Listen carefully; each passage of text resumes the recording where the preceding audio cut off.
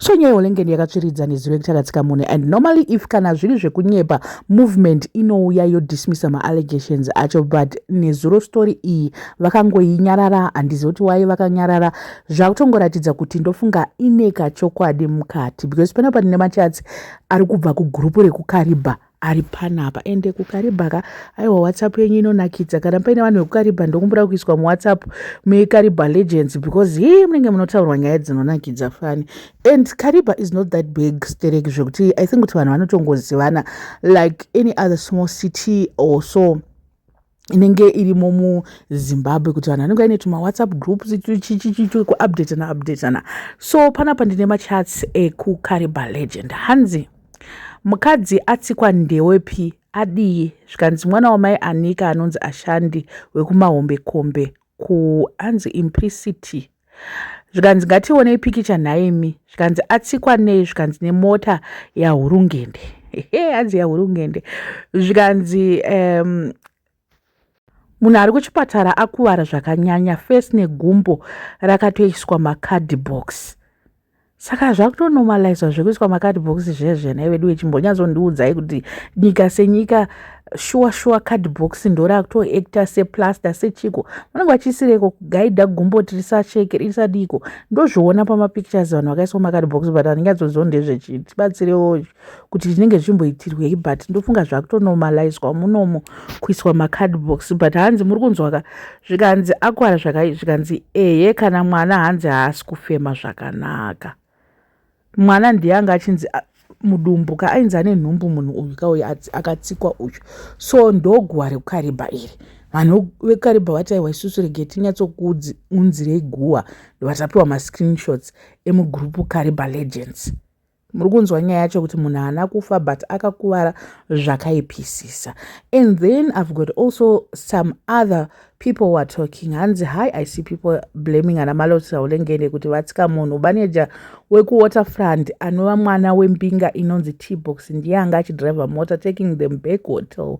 Munhu atsikwa haana kufa, atsikwa gumbo zvekuti I don't think achazofamba naro. Imwe guwe hanzi gumbo iro rakatsikwa zvekuti rinogona kusazofamba futi.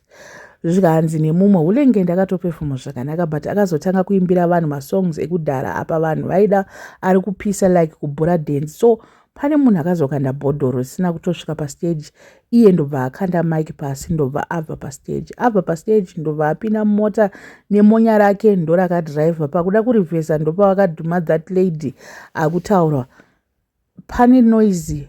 Hanzi papaine noise pakaungana vanhu kozi vaimhanyisa mota kuti dzoka upedzise kupefoma. So panga pasina yekumbotarisa kuti panei, ndopa vakatsika munhu. Asi mwana waT-box anga asiri mota asi pastage anga aripo. Hapana kuda kungonzi anga ari pastage neceleb. Muri kunzwa ka kuti Hulengende haasiri aidriver mota. I think kuti ndosaka vakainyarara nyaya yacho, havana kuda kuclarifya, havana kuita sei, because vanoziva kuti munhu waunga ainaye driver wavo ndiye akaita zvese izvi zviri kutaurwa, ndiye ari kunzi ane mhosva iyi. At least ndingoti munhu haana kufa, because it was going to be something big if dai munhu iyeye akafa.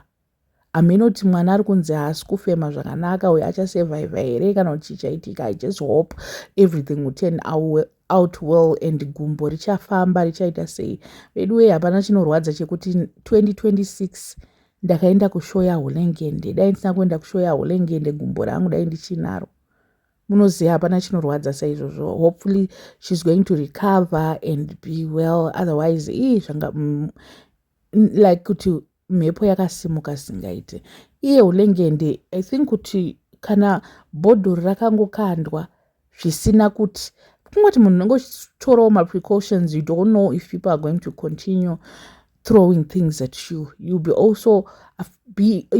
also start to be cautious kuti pamwe vanhu vanogona kundidai. You start to be afraid. And ndofunga ndo zvakaitika pana Hulengende akati rega ndingotizawo panapa hauzivi kuti chii zvinoitika, because zvekutongonziwo munhu wani. Pane vamwe vanhu vanenge ameno I don't know kuti chii chinomboitika nevanhu kuda kukanda zvinhu, because chinoitika ndechekuti iwewe saartist unofanira kuteerera and kuona audience yako kuti yakamira sei.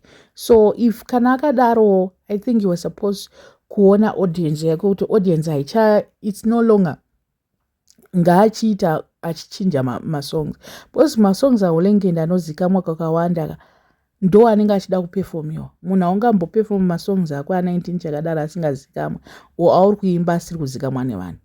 Vanhu vanokuitira hasha and hauzokwanise kuvacontrola like zvakaitika ipapapa. So I think kuti panoleka ameno chi-emotional intelligence kuona kucommunicata neaudience yako ipapo ndo pakakanganisika kuti zvizosvika pazviri izvezvi. I don't know what you guys think. Let me know in the comment section what are your thoughts panyaya iyi. Wasati subscribe, please make sure that you are subscribed and see you in my next video.